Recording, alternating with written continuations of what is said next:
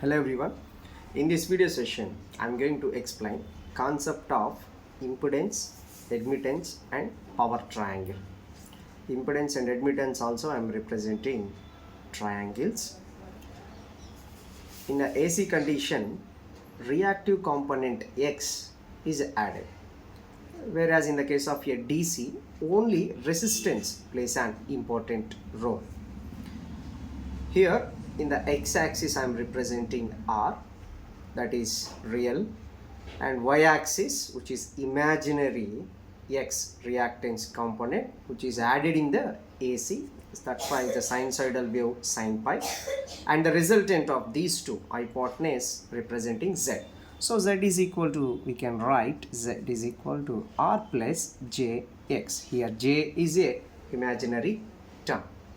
According to Pythagoras, we can write like this: hypotenuse square is equal to side square plus side square.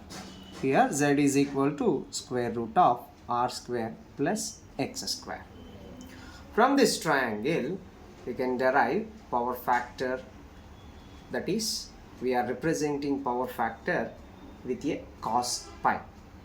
Defining a power factor is cosine angle between voltage and current. That is the case not existed in the DC because of there is no any frequency. Now cos pi as well as the sin pi dividing with a hypotenuse.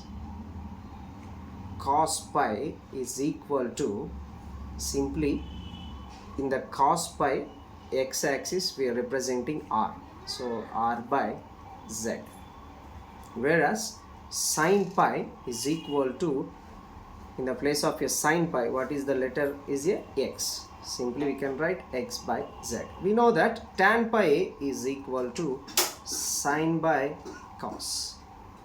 So according to this, we are representing a writing simply x by R. So from this, pi is equal to tan inverse of x by R. Exactly what we write in the Z triangle, now I'm going to substitute in the Y. So Z is a R plus JX. The definition of R is an opposition to the current. Exactly we can substitute that was to the Z as well as the X. So Z is opposition to current and X is opposition to current. That's why these three parameters Z, R, X, these three parameters are called as a ohmic parameters, because these three parameters have a same units as a ohms. Now if you reciprocal the triangle of this impedance, we can get a admittance triangle. Let's say here 1 by Z is equal to Y. Now X, 1 by X is equal to B. Now 1 by R is equal to G, where Y is equal to admittance and B is a susceptance and G is a conductance. Simply we can reciprocal the triangle of a Z, we can get a admittance. Now I am going to write Y is equal to, see, G real term plus imaginary. The imaginary term is here a B. Now Y is equal to square root of G square plus B square. From this I am going to write cos pi is equal to, I already told you, the cos, the letter is existed G, and with the dividing of a hypotenuse Y, so G by Y. Then sin pi is equal to, representing letter is a here B by Y, and then tan pi is equal, that is resultant, simply we can write B by G. Now the pi is equal to tan inverse of B by G. Now the same way we are going to see the power triangle. In a power triangle, the three letters are important. P, which is called as a active power. Q is a reactive power. and now S is a apparent power. The 3. Similar way, representing x-axis is a cos, y is a sine, and is a tan in the hypotenuse.